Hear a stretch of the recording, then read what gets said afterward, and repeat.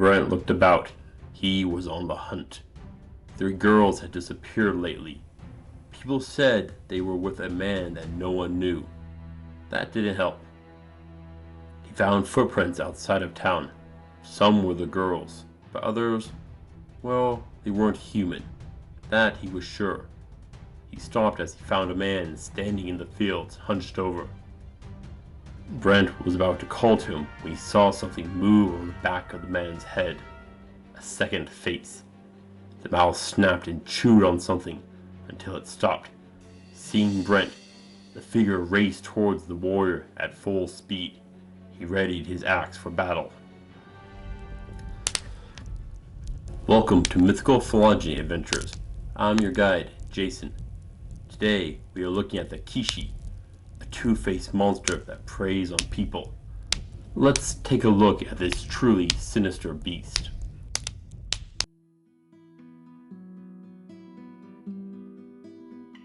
The Kishi comes from Angolan folklore, southern Africa. It is described as a good-looking man with long hair. He is smart, charming, sweet, and enticing. But they have a sinister side. Hidden on the back of their head is a second face, that of a hyena. It has strong jaws and can't be pulled off once it bites down. Rarely are female Kishi mentioned. Worst of all, they are known to be shapeshifters. They possess enhanced speed, strength, and senses, mostly smell. The Kishi has been known to approach women, charm them, seduce them, and lead them out of the village, where the Kishi will kill and eat them. Sometimes they will go and marry the woman, stay with her until she gives birth. Then she is eaten by the Kishi and her own child. Though they are shown to be patient and cunning in their hunting. In one story, the Kishi convinced a group of girls to stay with them while traveling. The Kishi even provided a hut for them to sleep in alone. The youngest of the girls couldn't sleep though, and when the men came to check on them, she answered that she was thirsty and then hungry the next time. Finally, when the men came and the girl didn't answer, they revealed themselves as the Kishi, and they set the hut on fire to cook their meat. But the youngest girl had learned about the Kishi, and convinced the others to flee into the night. Thus the Kishi found nothing but ash after the fire. This shows the intelligence and cunning that the Kishi has used, but they are stronger and faster than humans. So, since the Kishi is described as a mix of man and hyena, we can compare it to the hyenas. The hyena bites at 1,100 psi's, beaten out by grizzly bears at 1,160 and polar bears at 1,200 psi's. Lions and tigers only land around 975 psi's. This can easily break bones. Now, hyena run at 37 miles per hour or 60 kilometers per hour. Usain Bolt, the fastest man in the world, holds a top speed of only 23 miles per hour or 37 kilometers per hour. So yeah, this matches up pretty well. But the Kishi stands tall, unlike the quadrupedal hyena. But thankfully, they are shapeshifters. To make the Kishi get up to speed, we can reshape it onto all 4 legs. Ideally, we'll want to keep the hyena's proportion. But wouldn't the weight have an influence on their speed? Well, the spotted hyena can weigh up to 160 pounds or 89 kilograms. And they are the ones with the highest speed. So no, the weight shouldn't be that much of an issue. The real complication will be the head and neck. In most writings about the Kishi, it focuses on its duality. While the human face is being used, the hyena one is dormant. Does this mean 2 brains or a shared one? More likely a change in the brain setup. The brain has different parts assigned to different parts of the body. This is the brain homunculus, which gives an idea for how it is set up.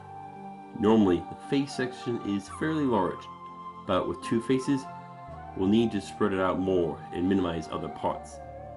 This could alter feeling and motor control in different sections of the body. We will also need to rearrange the facial nerves. Most of the face is tied with cranial nerves, but the back of the head is guided by the cervical nerves coming from the spine. We can either try and spread out the cranial nerves or adjust the cervical nerves to match the facial ones. Overall, not a complex change. Getting the two jaws to work will be complicated though. Both require an extensive amount of muscle to operate. And to maintain the human facial proportions, we can't just enlarge the muscles. It could be possible to have the muscles divide and connect to both jaws in places. That would mean moving one would influence the other though. So if we have the other remain stationary to offer stabilization, we can get the dormant look that is described in the legends. We also need to figure out the throat and airways. Both the human and hyena faces are said to be able to eat. That means both have a connection to the esophagus and stomach. This could be a fairly simple connection. Perhaps you could see straight through one mouth to the other. Probably a little excessive, but should work. The trachea has a similar situation. You only need one way to bring air into the lungs and out. Most likely, you put the trachea by the human head. It'll give more of a natural appearance. The spine may be an issue as well. We need to get the vertebrae to connect to the skull. Normally it connects to the occipital bone, but for the Kishi, we may want to move it more to the center. This could make the junction a little less stable, but it should be fine, especially if it can rework the neck joint using its shape-shifting. It is said that the Kishi can father children with human women. Either it is creating a clone of itself and using the human to incubate it, or it is using the shape-shifting powers to mix genetic material. It has been shown that Kishi can operate in groups. With hyenas, a clan will hunt with both males and females. But there is a particularly brutal order in which they get to eat. First the matriarch, and down the female line. Those that hunt, then the children. Then the males born into the pack. And finally, the males that joined up to get the scraps if anything is left. It isn't uncommon for the males to starve. With hyenas, males do not mate within the clan they are born from. Instead, they need to leave and find another one that will accept them. That one, they are treated poorly. This may be relevant to how we see the Kishi. It is shown that most of them are male, ones that are alone, without a pack. Maybe there are larger clans that have the females, but mostly just lone males looking to join up with others. Dealing with a pack would be much harder.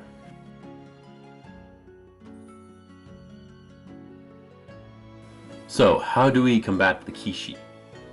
If a nice man approaches you, he's charming and sweet, do you follow him? No, not until you know him.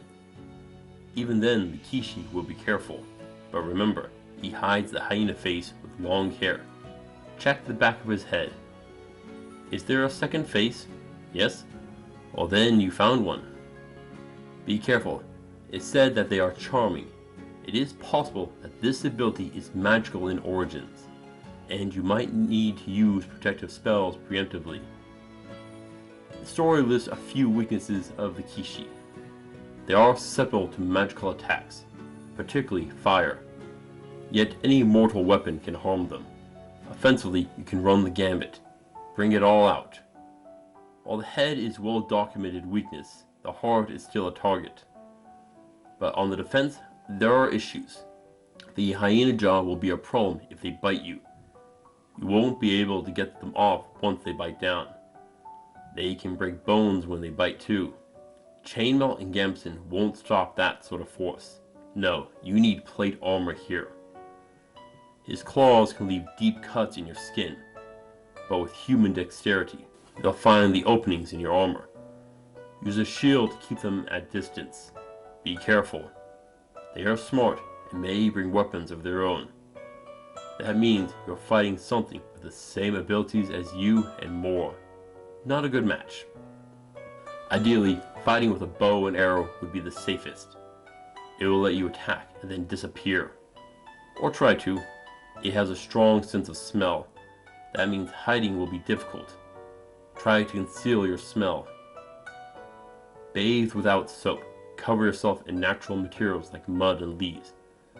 This will offer some cover, but not much. If you suspect someone is a Kishi, but you can't be sure, stay in a populated area. But if it is a village, it could be theirs. If that is the case, don't go to sleep. Leave as soon as possible. There's one final thing to talk about. While Kishi are rarely mentioned being in large groups, they could. A full-size clan of hyenas can get over 100 individuals. This is why you need a full-on party as an adventurer.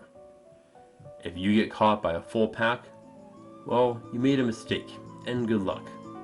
They are faster than humans, and that means you can't outrun them.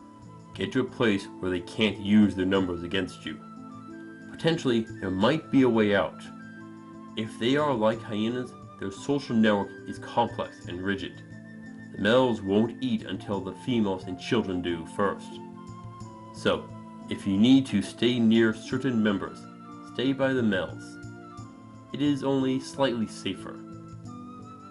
But if you've got charisma on par with the Kishi, well, then you might convince some good in fighting. The Kishi is dangerous in a fight. It's best to avoid conflict with them. They are smart and clever. They'll work to isolate you before striking. They are patient and observant. If it takes days or years, they will work on their goal. And that goal is your flesh. All that on top of having strength and speed better than that of a human. They are well worth a 5 of 10 for difficulty, particularly when they come in groups. Be careful.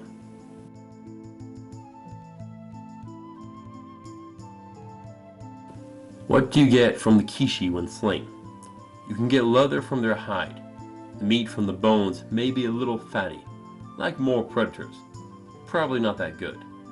But could you work with the Kishi? As an ally? No, not a chance.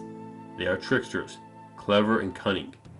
Any attempt to coerce one to your side will only result in betrayal. It'll wait until the opportunity comes and then kill you and devour you. It'll wait for its chance to do this. Don't give it one. But when they are not allies, there is an option. If you find their village and don't kill it, you could lure your enemies into a trap there. While possible, I'd recommend against it. This is a foe that's best killed, burnt, and then buried.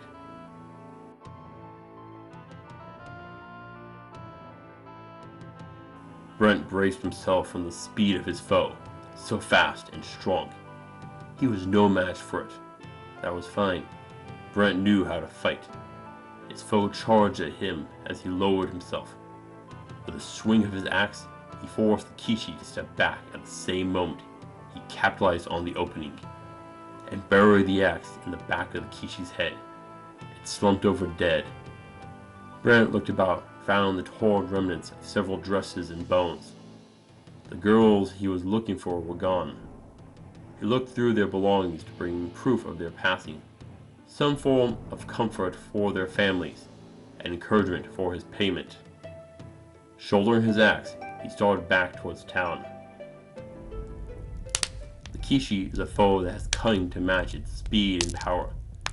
It can be a dangerous opponent when caught unprepared. Don't be that person.